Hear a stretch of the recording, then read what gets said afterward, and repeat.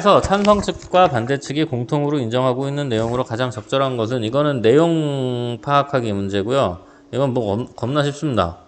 이거 학생회장 선거에서 투표율을 높여야 된다 이 얘기가 나왔었거든요. 이거는 뭐 설명할 것도 없고요. 자, 4번 문제. 가해 토론자들의 말하기 방식에 대한 설명으로 적절하지 않은 것. 말하기 방식이죠? 말하기 방식에 대한 문제네요. 말하기 방식이 문제 유형이 되는 거고, 이런 문제가 나오기 때문에 아까 말씀드린 것처럼 순서를 써놓으라고 말씀드리는 거고, 이게 하나하나 왔다 갔다 하면서 이제 확인을 하셔야 돼요. 이번 같은 경우에는요, 요거. 반대일은 입론에서, 반대일 입론이 뭐였냐면, 여기 있죠. 반대일 입론. 얘가 입론할 때 결선 투표제 다수에 반대한다는 주장을 내세우고, 그 다음에 그 개념을 설명하고, 당신이 얘기한 거에는 공감하지만 그거는 해결이 안 된다라고 하면서 단순 다수제를 해야 되는 근거 1은 더 신중하게 할 수 있고, 두 번째는 비효율적이다 이 얘기를 했었잖아요. 반대일은 입론에서 상대방이 제기한 문제에 대한 원인을 다양하게 분석했다. 상대방이 제기한 문제점이 뭐였냐면 투표율이 낮다는 거였는데, 그거에 대한 원인을 다양하게 분석하는 내용은 없어요. 그냥 상대방이 얘기한 그거에 동의는 했죠. 아까 투표율을 높여야 된다라는 거에는 동의를 해요. 하지만 그 원인에 대해서 분석한 내용은 따로 없어요. 차라리 뭐 거의 그게 4번 문제 내용이라서 2번이 답이고요. 다른 것까지 다 보면 시간이 너무 오래 걸리니까 넘어가겠습니다. 그 다음에 5번 문제. 이것까지가 화법이죠. 얘는 입론에서는 어쩌고 저쩌고 저쩌고 저쩌고 저쩌고 저쩌고 하는 걸로 봐서는 화법 이론에 대한 문제네요. 화법 이론에 대한 문제고 내용 파악 문제이기도 한 것 같아요. 화법 이론이면서 내용 파악 문제이고, 이거 아까 찬성일 아까 우리 요거 분석했었죠.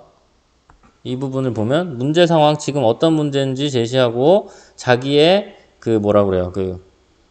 해결 방안이 자기 주장이죠. 이 사람의 해결 방안이 결선 투표제였던 거고, 그 다음에 용어의 개념 나왔죠. 결선 투표제가 뭔지 얘기했고, 그 다음에 예상되는 반박에 대한 해결 방안은 입론에서 나온 게 아니고 저기 뒤쪽에서 나왔었던 것 같고, 미음 보면 자신의 주장이 관철되었을 때의 기대 효과도 나오죠. 이걸 하면은 후보자의 자질과 능력도 향상되고 학생회장이 선출될 것으로 기대됩니다라고 하면서 기대 효과도 얘기했죠. 네 번째 게 없네요. 자, 여기까지 하고 이제 다시 넘어갑니다. 아무래도 영상이 중간에 한번 잘라서 올라가게 되지 싶습니다. 왜 이렇게 말이 많은지 몰라요. 몇 문제 하는데. 네.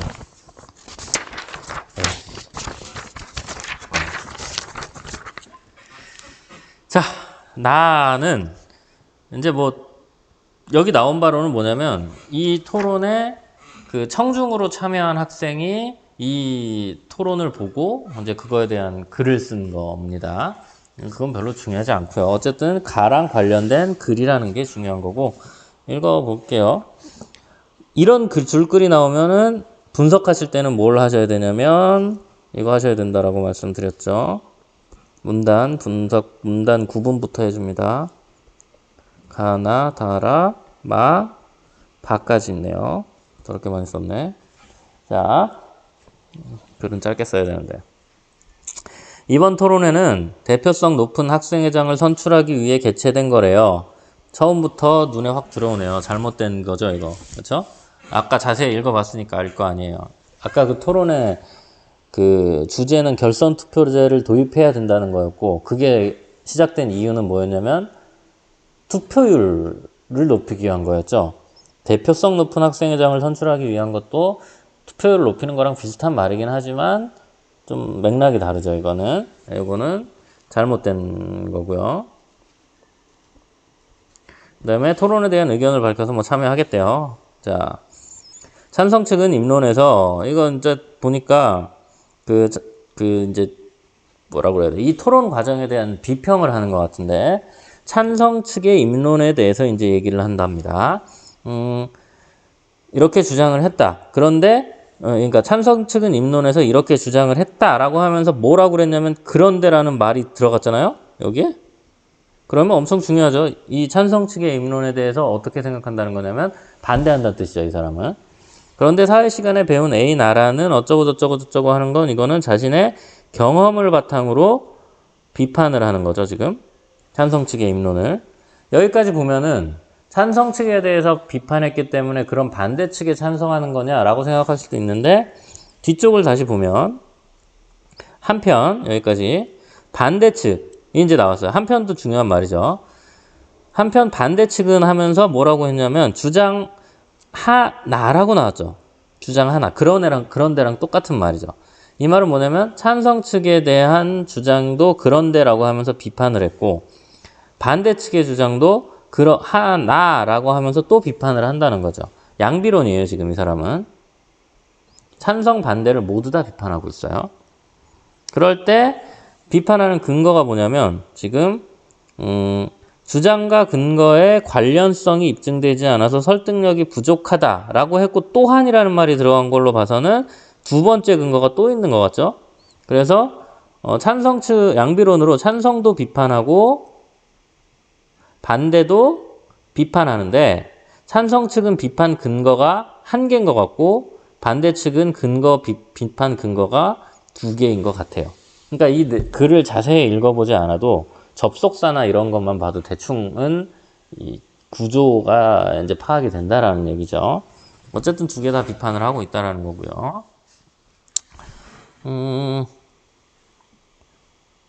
그다음에 다로 넘어가면 자 토론 단계에 따른 발언의 적합성에 대해서 살펴보면 이라고 하면서 여기 이 글이 헷갈리게 짜여져 있는 게 뭐냐면 나 문단에서는 찬성과 반대에 대해서 다 이야기를 하는데 그러면 우리가 당연히 그 다음 문단에서 다른 주제에 대해서 얘기를 하면 또 찬성과 반대에 대해서 얘기를 할 거다라고 생각하는데 실제로는 반론 쪽 것만 반대 측 것만 이야기를 하고 있어요. 다음 문단에서는 이것 때문에 이제 글을 읽을 때 좀 헷갈리더라고요.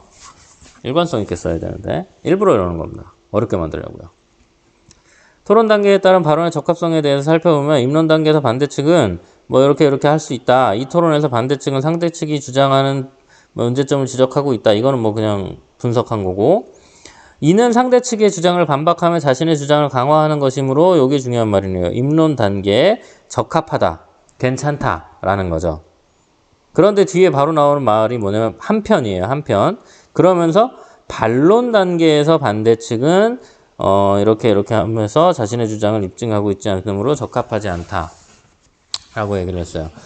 이 다음 문단에서는 찬성과 반대 중에서 반대쪽에 대해서만 얘기를 하면서 입론 단계에서 말한 반대는 괜찮다. 오케이. 라고 얘기를 하고 반론 단계는 노라고 했는데 그 이유가 뭐냐면 사례나 증거가 나타나지 않기 때문이다. 라고 설명을 하는 상황이고요. 나는 이 토론을 보면서 대표성은 어떻게 생기는 것일까에 대해서 의문이 들어서 이를 해결하기 위해 책을 찾아봤대요. 그래서 발전시킨 거죠. 자기의 경험을 바탕으로 더 많은 궁금증을 가지고 발전시킨 거고. 그러면서 대표성 높은 학생회장을 선출하기 위해서는 선거 방식 개선에 대한 논쟁도 여기가 아마 되게 중요한 말이어야 돼요. 여기가. 이 사람 자기의 생각을 담아내는 거기 때문에 마바가 되게 중요한 부분이어야 되는데 실제로 읽어보면 별로 안 중요해요. 보면 대표성 높은 학생회장을 선출하기 위해서는 이게 지금 제일 중요한 말이잖아요. 그럼 어떻게 해야 되느냐라는 거죠. 대표성 높은 학생회장을 선출하기 위해서. 그런데 얘는 뭐라고 그러냐면 투표율을 높이기 위한 다양한 해결 방안이 모색해야 된대. 그러면 이제 그 해결 방안이 뭐여야 되는지가 나와야 되는데 그냥 적극적으로 참여할 때라고 얘기를 하고 그냥 끝나요. 그리고 이번 토론회는 참 의미 있는 시간이었다. 좋았다. 끝. 그러니까 해결책 제시가 전혀 없고 그런 거죠. 실제로 있었던 학생이라면 똑똑한 친구는 아닌 것 같다. 그런 거고요. 실질적인 대안을 제시하지 않고 그냥 끝냈습니다. 전반적으로 보면은 이건 나 문단하고 다 문단이 되게 중요한 문단인 걸로 보이죠. 다가. 그래서 나에서는 찬성과 반대 측의 주장에 대해서 둘 다 이야기를 하면서 찬성도 비판하고 반대도 비판하는데 찬성을 비판하는 근거는 한 개, 반대를 비판하는 근거는 2개였고, 다문단에서는 발언의 적합성에 대해서 얘기하는데 찬성 측에 대해서는 얘기를 하지 않았고 반대 측에 대해서만 얘기를 했는데, 반대의 입론에 대해서는 괜찮다고 했고 반대의 반론에 대해서는 적절하지 않다라고 얘기를 했고요. 넘어가서 그럼 문제를 봅시다. 그냥 문제만 딱 봐도 얘는 뭐에 대한 문제? 글쓰기 계획, 계획하기 단계에 대한 문제죠. 계획하기 단계의 문제면 대부분 문제 형식이 이렇게 나옵니다. 계획하기 전에 이렇게 해야겠어 라고 했을 때 이것 중에 반영된 게 뭐고 반영이 안 된 게 뭐냐, 그런 문제를 물어보고요. 하나씩 보면은 글을 쓴 동기가 뭐 어쩌고저쩌고 하는 건 가에서 나온 것 같고, 찬성 측의 발언 내용에 대해서 배경 지식을 가지고 판단한 생각이 자기가 사회 시간에 배운 게 어쩌고저쩌고 하는 그 부분이 나오죠. 이건 나에 있었을 거예요. 그 다음에 토론을 들으면서 생기는 의문점에 대해서 자료를 찾았었죠. 이게 뭐 도서관 가서 책을 보고 어쩌고저쩌고 했었죠. 그게 라에서 나왔었던 것 같고, 찬반 양측의 입장 중 내 입장을 선택하는 건 없었어요. 아까 보셨지만 그 양비론이었단 말이에요. 그렇죠? 4번이 아마 틀린 것 같아요. 그러면 토론의 의의에 대해서 내 생각을 밝히고 뭐 필요성을 제시하면서 글을 마무리했던 것 같고요. 그 다음에 7번, 이거는 이제 내용 파악하기 문제입니다. 평가하는 문제인데 결국엔 내용 파악하기 문제예요. 자, 토론을 평가하면서 가와 내용의 타당성을 평가하고 내용의 적합성을 평가한다. 뭐 찬성 측이 어쩌고 반대 측이 어쩌고 입론에서 어쩌고 반론에서 어쩌고 저쩌고 한 이거를 평가한다라는 거는 아까도 봤지만 전체 글 중에서 나하고 다 부분에서 거의 대부분 나왔었죠. 그거를 이제 바탕으로 보면 돼요. 이게 보통 아마 나 부분에 다 있었을 거고 이게 다 부분에 다 있었던 걸로 기억합니다.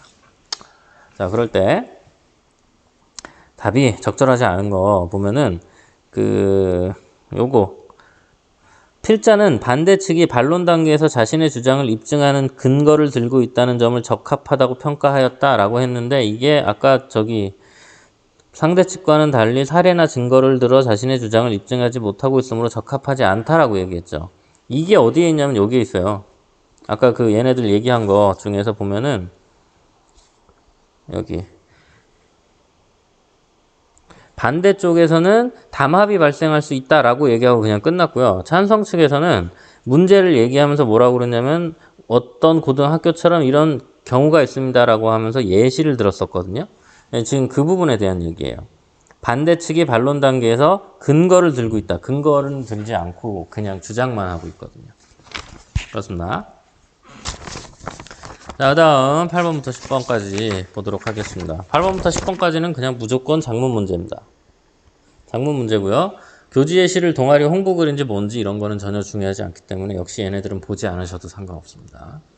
자, 들어갔는데 가, 나로 나와 있고 여기에 초고라고 쓰여 있잖아요. 초고라는 단어는 신경 쓰지 않으셔도 되고 그냥 글이라고 생각하시면 됩니다. 초고든 퇴고든 어쨌든 그냥 글이에요. 이 초고라는 단어는 사람을 되게 헷갈리게 하는 단어이지만 전혀 신경 쓰지 않으셔도 된다. 그냥 학생이 쓴 글. 결국 이 지문의 구조는 뭐냐면 예상 독자가 궁금해할 만한 내용을 가지고 얘가 이렇게 계획을 한 거고 이걸로 실제로 글을 쓴 거죠.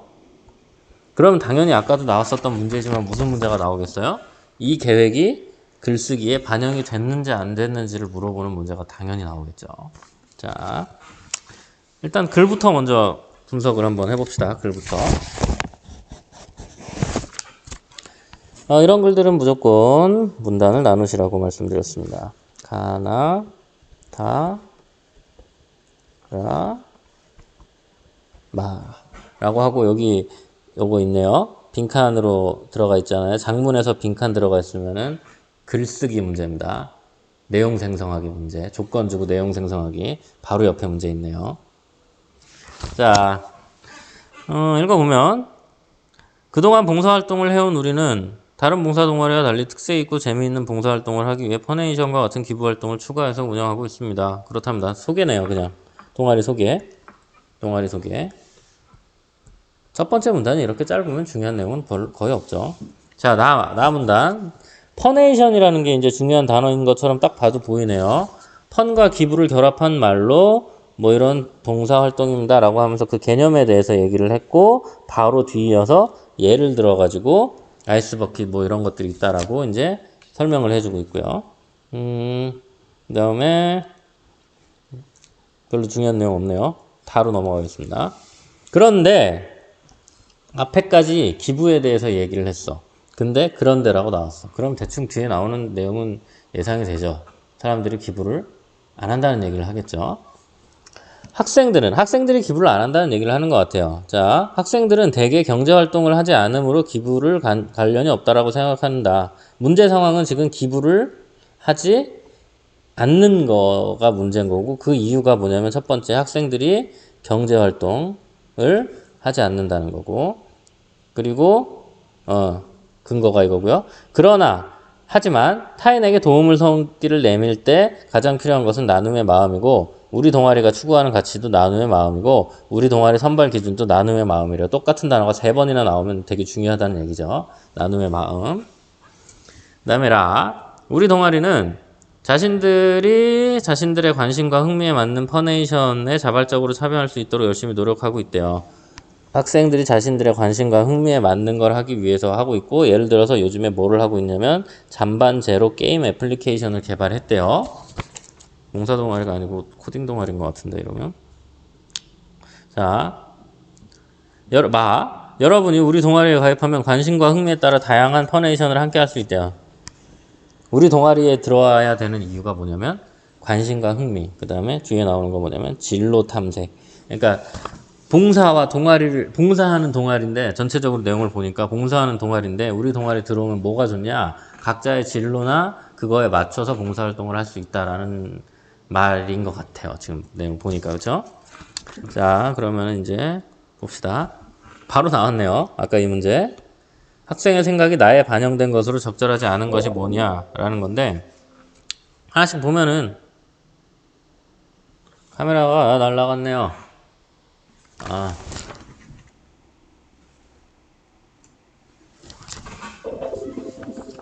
안전문자 날라와가지고 카메라가 꺼졌어요. 요즘 시국이 너무 뒤숭숭하네요. 자, 학생의 생각이 나에 반영된 내용으로 적절하지 않은 것을 물어봤을 때, 여기서는 이거 다 뭐죠? A에서 B한다, A에서 B한다, A에서 B한다, A에서 B한다, A에서 B한다 이렇게 나왔는데, 얘 같은 경우에는 앞에 게 다 틀렸겠죠? 기억, 니은, 디귿, 리을, 미음을 반영하고 있다니까 앞에 거가 문제일 거고, 다른 동아리와의 연계활동이라는 단어를 본 적이 없죠. 윗글에서. 3번이 답입니다. 앞에 게 틀렸네요. A에서 B한다 중에 얘는 A가 잘못된 부분이고. 자, 9번 문제 보면은 이거는 이런 표가 딱 보이자마자 그냥 무슨 문제? 자료 활용 문제. 표나 이런 근거 자료를 가지고 글 속에다가 어떻게 활용할 건지를 하는 자료 활용 문제고요. 자료 활용 방안으로 적절하지 않은 것을 물어보는데, 이 문제 빨리 푸는 방법은요, 이 표가 나오잖아요. 그러니까 이게 보통 이렇게 보기를 주고, 보기에서 기억, 니은, 디귿 뭐 이런 식으로 해가지고 이 표 하나에 2-3가지 자료가 동시에 들어가거든요. 이걸 지문을 보면서 하나씩 이 그래프를 분석하려고 왔다 갔다 하시면 시간이 너무 오래 걸리고요. 이 문제는 그냥 무조건 이렇게 푸셔야 돼요. 보기가 딱 나오고 여기에 그래프가 나왔잖아요. 그럼 그 그래프에서 가장 중요한 최대값, 최소값을 보셔야 돼요.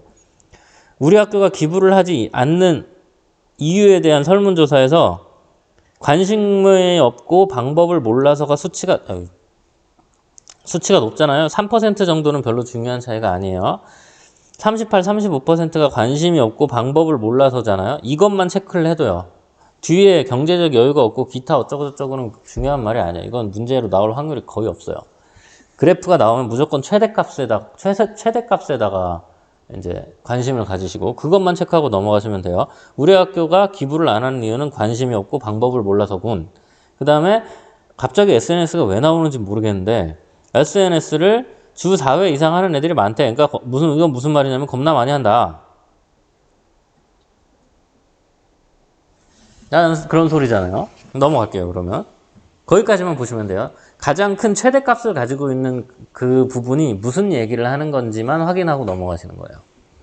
그 다음에 이제 연구자료. 연구자료는 뭐라고 했냐면, 봉사활동에 참여하는 청소년들의 경우 참여 빈도가 높을수록 만족도가 증가한대요.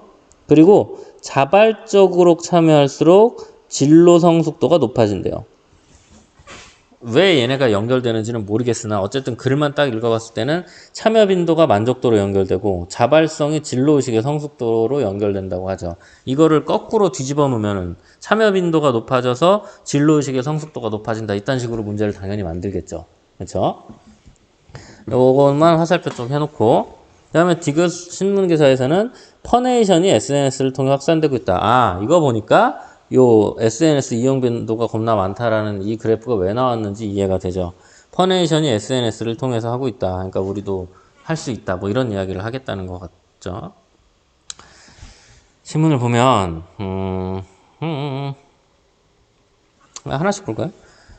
기억-1을 활용해서 우리 학교 학생들이 기부하지 않는 가장 큰 이유가 경제적 여유가 없다는 거에서 관심이 없다는 걸로 수정해야겠어? 맞죠? 아까 관심이 없어서 그거라고 했고, 기억-1을 활용해서 기부 방법을 몰라. 애들이 방법을 몰라서 기부를 안 한다고 그랬잖아요. 그럴 때 이런 애플리케이션을 통해 체험할 수 있도록 하는 것도 애들한테 알려줘야겠어. 이것도 뭐 나름 나쁘지 않은 말인 것 같고. 3번을 보면 기억-2와 니은을 활용해서 기억-2는 SNS를 많이 한다라는 거였고, 니은은 연구 자료였잖아요. 기억-2와 니은을 연결시키는 게 아니라 기억-2와 뭐를 연결시켜야 돼요? 디귿을 연결시켜야 되죠. 이것만 딱 봐도 디귿이 SNS에 대한 얘기였기 때문에, 그래서 아마 3번이 답일 확률이 높아요. SNS 이용 빈도가 높은 학생일수록 봉사활동 참여 빈도가 높아져서 진로 탐색에 도움이 된다. 아까 여기 뭐냐면 참여 빈도가 높을수록 뭐라고 그랬냐면 진로 의식의 성숙도가 높아진다라고 했죠. 참여 빈도가 만족도로 가고 자발성이 진로 의식의 성숙도였잖아. 이거 문제가 나올 확률이 되게 높다라고 말씀드렸고, 3번에서 나왔네요. 참여 활동 빈도가 높아지면 진로 탐색에 도움이 되는 게 아니라 만족도가 높아지는 거죠. 3번이 답이고 4번, 5번은 있겠죠. 마지막 문제인가요, 이게? 자, 10번 볼게요. A에 들어갈 내용을 조건에 따라서 작성한 것으로 가장 적절한 것을 찾으랍니다. 이거 선생님도 심심하면 내는 문제고요. 이 문제 만들기가 이게 복수 정답 나올 확률이 거의 없기 때문에 이게 자주 내는 문제 중에 하나죠. 자, 이거는 빨리 푸는 게 문제예요. 이거는 사실 이 문제를 풀 때는 조건에 따라서 글을 작성하래요. 그러면서 보통 이제 뭐 형식을 뭘로 끝내라고 한다던가 아니면은 이제 뭐 의인법을 사용하니 무슨 표현법을 사용하니 이런 말들이 나오게 되거든요. 그럼 이제 조건을 먼저 구분을 해보셔야 돼요. 먼저 첫 번째로는 자, 나눔의 의의를 밝혀야 된대요. 이게 첫 번째 조건이고요. 의문문의 형식 두 번째 조건인 것 같아요. 근데 뒤에 있는 문장이 한 문장이에요. 의문문의 형식으로 동아리 가입을 권유하면서 글을 마무리해야겠어. 여기까지가 한 문장이긴 한데 어쨌든 의문문의 형식이어야 되고 동아리 가입을 권유해야 되고 그걸 통해서 글을 마무리해야 돼요. 그러니까 네 가지 조건이 붙어 있는 것 같아요. 자,